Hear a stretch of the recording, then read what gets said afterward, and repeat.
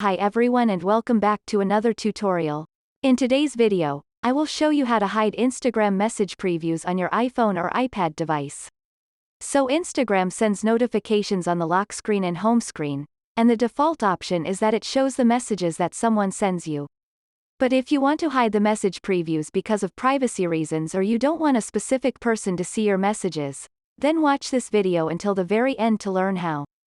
The first step is to open the settings on your iOS device and tap on the Notification tab. Then find Instagram. Click on Show Previews and click on Never.